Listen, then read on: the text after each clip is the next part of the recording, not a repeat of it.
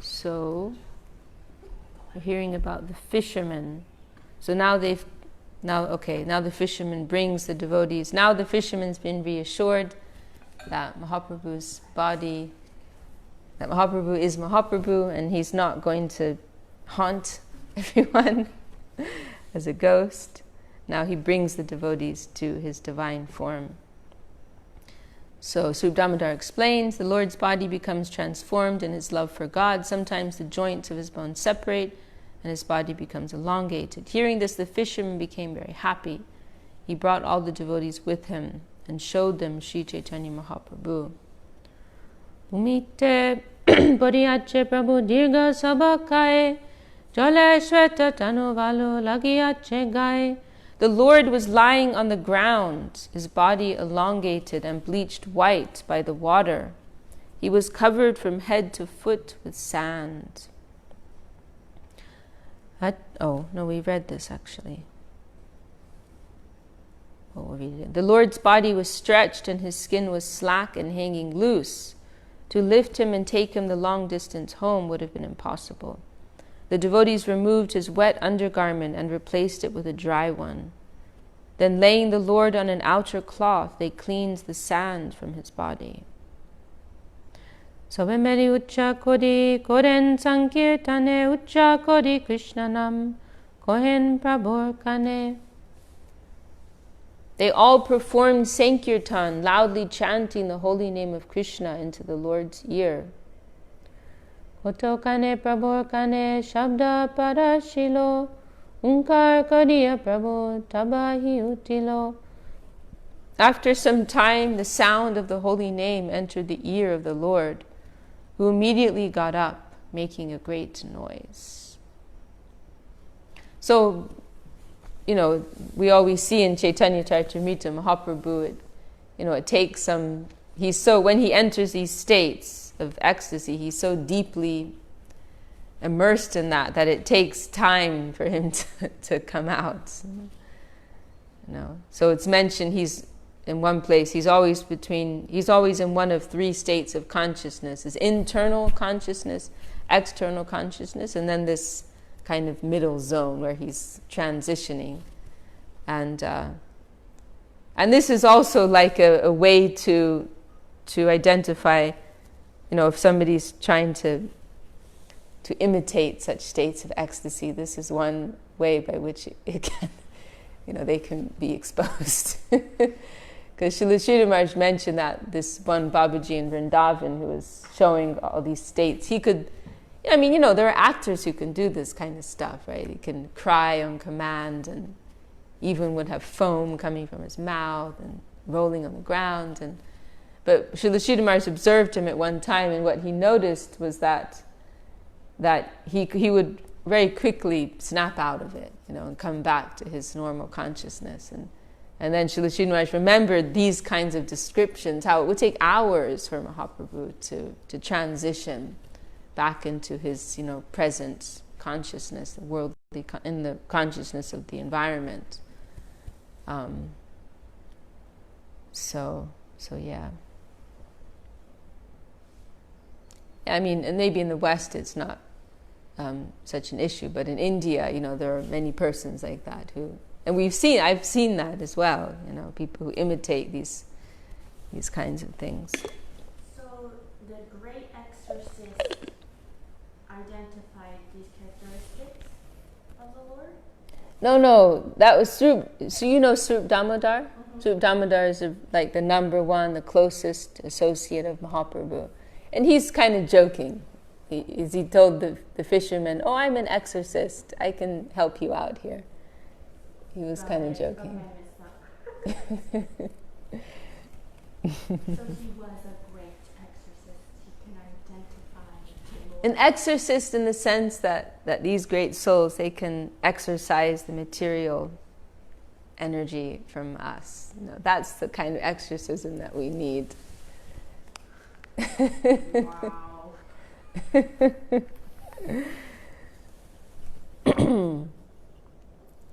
As soon as he got up, his bones assumed their proper places. with half external consciousness, the Ardha Baye, that's what you're mentioning. The Lord looked here and there. Oh, okay, it's right here. Tindashai Mahaprabhu Rohin Sarvakal Antardasha Bayadasha Ardha Bajar. The Lord remained in one of three different states of consciousness at all times: internal, external, and half external. Antardasha Kichu Gor Kichu Bayagyan Serdasha Kohe Bhakta Ardha Bayanam.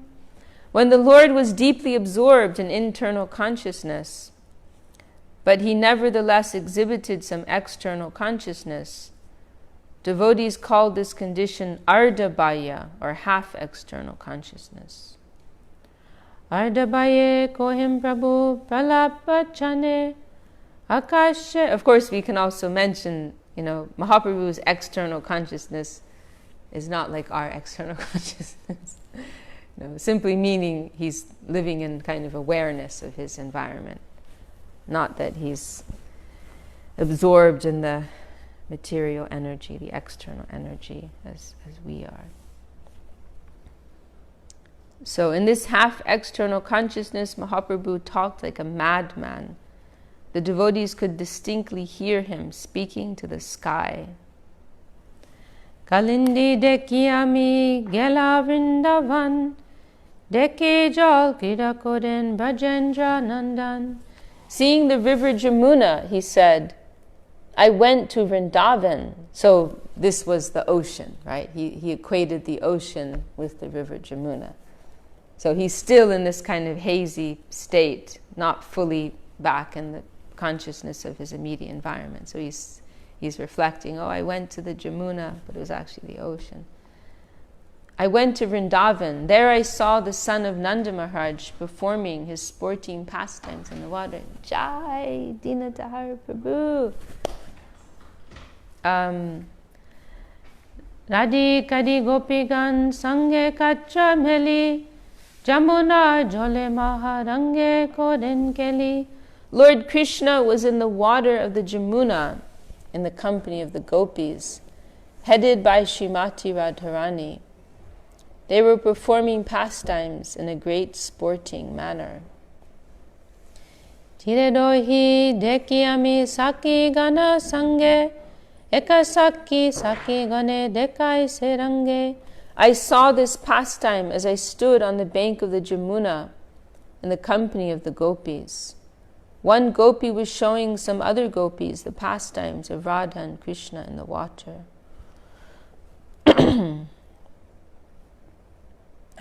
Pattavastra samarpiya saki kode shukshma shukla vastra panidan Krishna loya kantagan koila jalavagahan jola keli rachila sutam.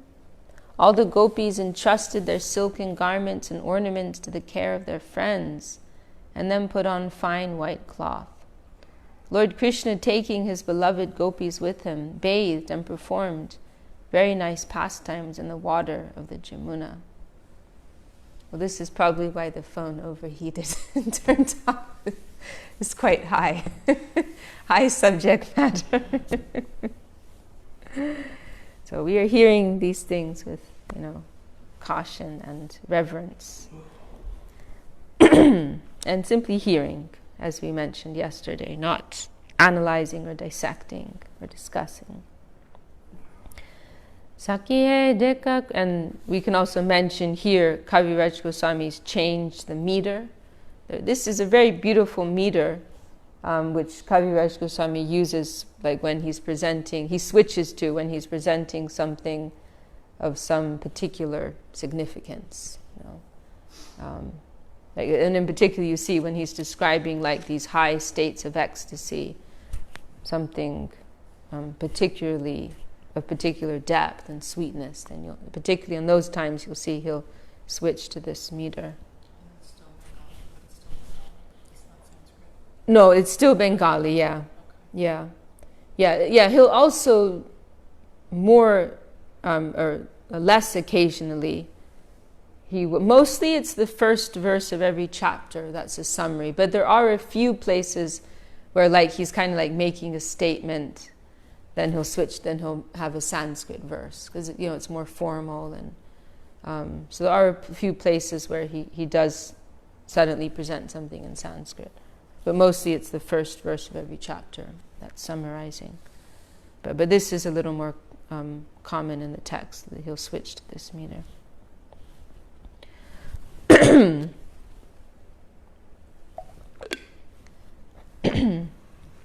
Saki hai dekha Krishna jol keli dhange, Krishna bhatta konivar, chanchar koro pushkar, gopi gan kadinira sange. My dear friends, just see Lord Krishna's sporting pastimes in the water. Krishna's restless palms resemble lotus flowers. He is just like the chief of mad elephants, and the gopis who accompany him are like she-elephants. Arambila jol keli, anyonye jol fela feli, huda hudi varshe joladar, sobe jai parajai nahi kichu nishchoy, jol juda badilo apar. The sporting pastimes in the water began, and everyone started splashing water back and forth. In the tumultuous showers of water, no one could be certain which party was winning and which was losing. This sporting water fight increased unlimitedly. Vaishestir tadi gan, sinche sham navagan, gana varshe tadi tupade, Saki gane noyan, chishita chataka gan, seyamrita suke panakode. The gopis were like steady streaks of lightning, and Krishna resembled a blackish cloud. And this is an interesting point here, because there's another verse, famous verse in Bhagavatam, where this is mentioned. Well, there's the indication there, Srimati Radharani is, Krishna, he's like a dark cloud, and Radharani, she's compared, of course that's not directly stated, but Srila Sridhar Maharaj has drawn this out. She is indicated by a streak of lightning. And so there's a place in Loving Search for the Lost Servant where Srila Sridhar Maharaj discusses this, how we cannot, Krishna is dark, he's a dark color. We cannot perceive him, know him by our own capacity. But in the light, within the effulgence of the devotion of Srimati Radharani, then we can have some perception, some connection with him. She is golden. He is dark and imperceivable. She is bright and golden, illuminating. So in the light, illumination of her divine love and service mood, coming in that channel, then we can have some, real connection, perception. The gopis were like steady streaks of lightning, and Krishna resembled a blackish cloud. The lightning began sprinkling water upon the cloud, and the cloud upon the lightning. Like thirsty chatak birds, the eyes of the gopis joyously drank the nectarian water from the cloud. We don't have a copy here of Loving Search. Oh, we do. Okay, we can maybe read that. It's very beautiful. Oh, thank you, Dee. Let me see if I can find it.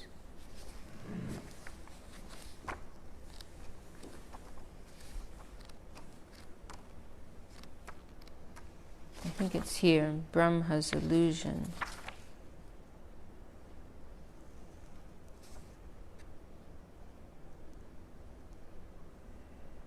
Yeah, it's very beautiful. So this is actually one of Lord Brahma's prayers, Lord Brahma, I think he's a little underrated, actually.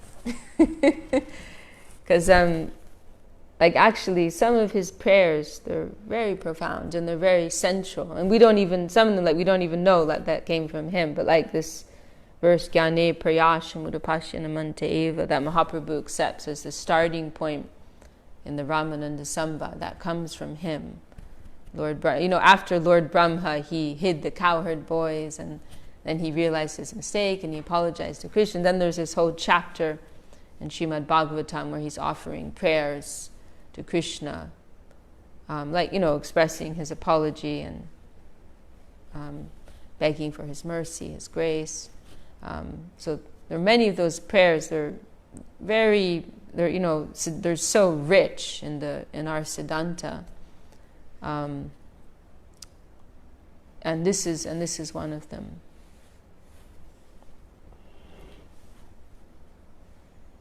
No midyate Ravapushe tadidambaraya gunjavatam saparipichala sammukaya vanyashvaje kavale vitra vishana venu lakshmashriye midupade pashupanga jaya. Very beautiful verse. I offer my prayers unto you, O praiseworthy Lord, who are the child of the cowherd Nanda. Your complexion is the dark blue color of a thundercloud, and you are clad in silk garments that shine like lightning. Your charming face is adorned with gunjamala ornaments, and your hair is decorated with a peacock feather. You look beautiful wearing a garland of forest flowers, and that beauty is enhanced by the morsel of food in your left hand. You carry a buffalo horn and a stick for herding cows tucked beneath your left arm. You hold a flute and other emblems, and your feet are as soft as a lotus. This is the general meaning of this verse. The internal meaning of this verse, however, is this: O Venerable One, we submit our prayers to you. Who are you? You are unseeable, unfeelable, unknown, and unknowable. Your complexion is the color of a black cloud, and therefore you are very difficult to see. But you can be seen because of your yellow garb. Yellow is Radharani's color. So only by the help of Krishna's potency can it be ascertained who he is. Tadit means lightning. And this is the same, like we have Tarit Krishna, right? It's the same word. It's a D with a dot under it, actually, which is like kind of an R sound. By the help of lightning, we can see a black cloud at night. So although Krishna is unknown and unknowable, his potency can reveal him to us. Very beautiful, this whole section here. Brahma says, you are the venerable entity I have come to know. Now I bow down to you. Your body is like that of a black cloud, and that is some mystic representation. Black generally cannot be detected, but your dress of yellow color helps us to know what you are. It is carrying some similarity to the yellow dress of Narayan. Your black body and yellow dress hints towards the personification of Narayan. You are unknown and unknowable yourself, but your yellow dress, your potency, makes you known to us. And you come down to our level as if you were one in our position. This whole section here, it's like Srila Sridhar Maharaj is kind of like summarizing the aprakrita leela of Krishna. What is the nature of Krishna, in his leela in Vrindavan. The simplicity and the charm of that leela. The deceptive nature of that leela, because the Lord is appearing as this very ordinary being. So it's also kind of like, Brahma wasn't able to recognize him, but can you blame him for that, right? Like anyone would be fooled. You come down to our level as if you were one in our position. You are dressed as a cowherd boy, playing in the jungle with a lump of foodstuffs in your hand. That deceives us in ascertaining who you are. And you adore ordinary things. Even the garland that you wear is collected from ordinary jungle flowers. Your taste appears to be for lower things. And all these signs are misleading us. You take a morsel of food in your hand and run after cows. That is a sign of being low class. The higher caste people like Brahmins and Kshatriyas cannot move like this or behave in such a way with their food. The instrument you carry, a bamboo flute, is also unsophisticated. Yeah, I remember I was chastised once in Navadvip because I was in such a rush. I was so busy. I was walking around with a plate of prasad. What? No. Well, the point is, I was like standing up. And like, instead of sitting, I mean, yeah, exactly. Instead of sitting, of course, when it comes to prasadam, that's something different. It's not like we're observing etiquette, but we want to honor prasadam, right? Yeah. So it's totally right on, But in addition to that, from more of a material, like social perspective, it is like kind of low class, You're like, I mean, Westerners, it's like our culture, right? You just like, yeah, you stand up and eat, But. It is a little, low class. But Krishna does that. In his aprakrita lila.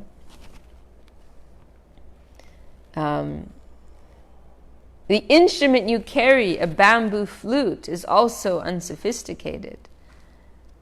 And your stride is short.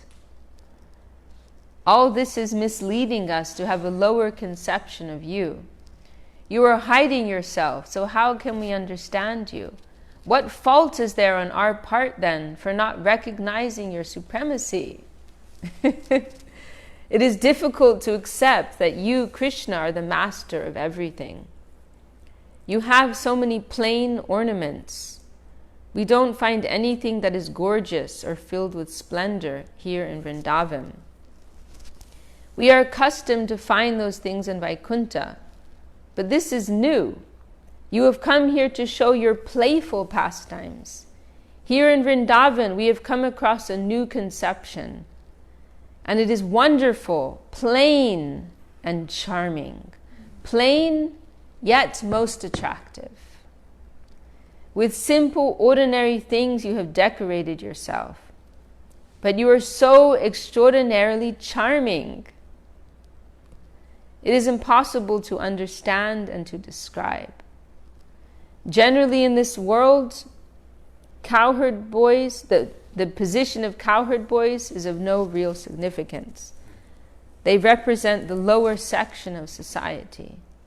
But here in Vrindavan, such a position is so wonderful and charming that we find you all attractive, hypnotizing us. And your movement is very slow but sure. Your movement is such that you don't care for anything else in this world. Though you are in a lower position, you don't care. Though you are in a lower position, your posture is such that apparently you don't care for anything in this world. In you we find the highest conception, garbed in a very plain way, but a very wonderful way. In connection with you, things of ordinary value become charming. Although I am the creator and have created everything, I fail to understand this sort of creation. I am proud that I have created so many things in the world, but I am overwhelmed to see the beauty of the environment here in Vrindavan. Here your movement is slow, but sure and beautiful. You may be the son of that human being who keeps the cows. This is not a very high status in society or in the scriptures, but it is the nature of your personality that whatever you do, you make it hold the highest position. What is this? Whoever you may be, my vanity is defeated. I take refuge at your holy feet. I surrender. Please help me to understand what you really are.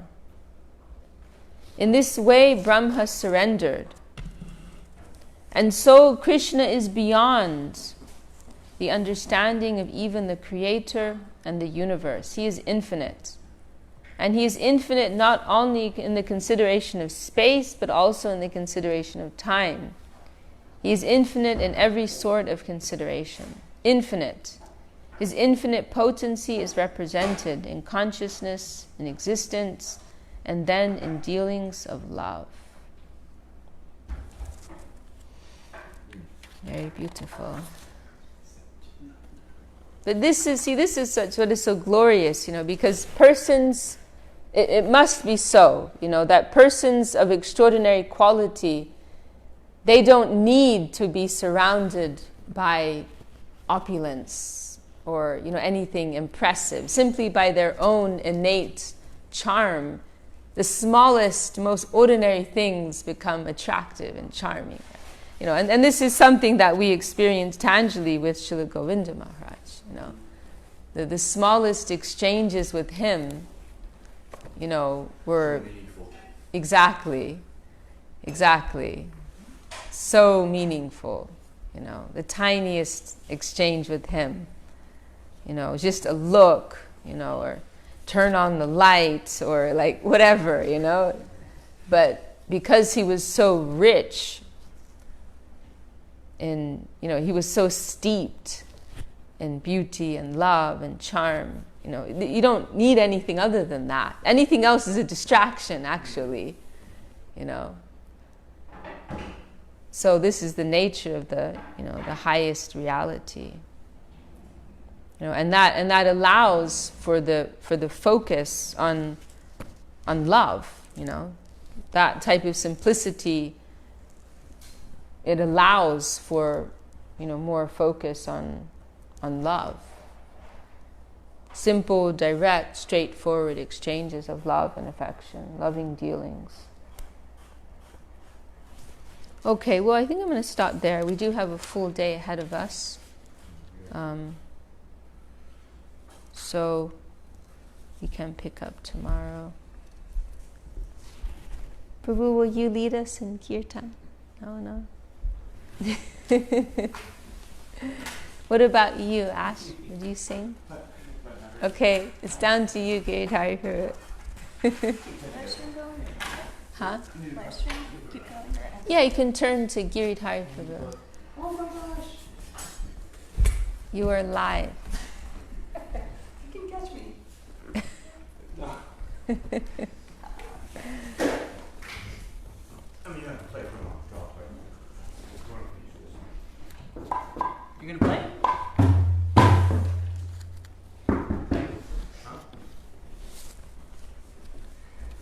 Hari Haraya Nama Krishna Yadavaya Namaha.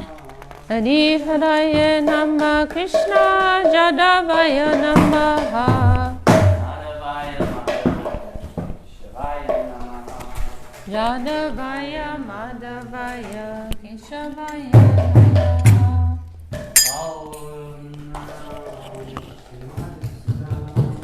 Gopal Govinda Ram Shri Madhusudana.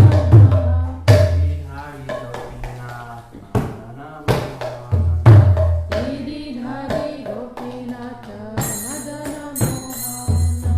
Chaitanya Nityananda Shri Advaita Shanta. Chaitanya Nityananda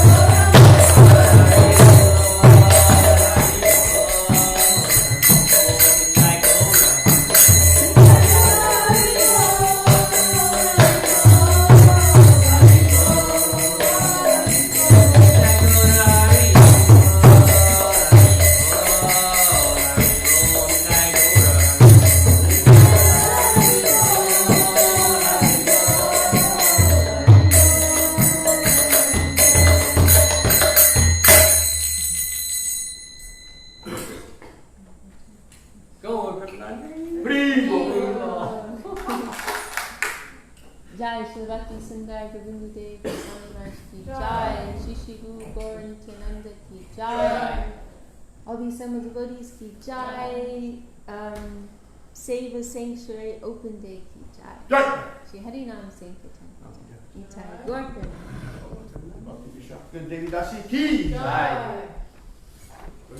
Devi Dasi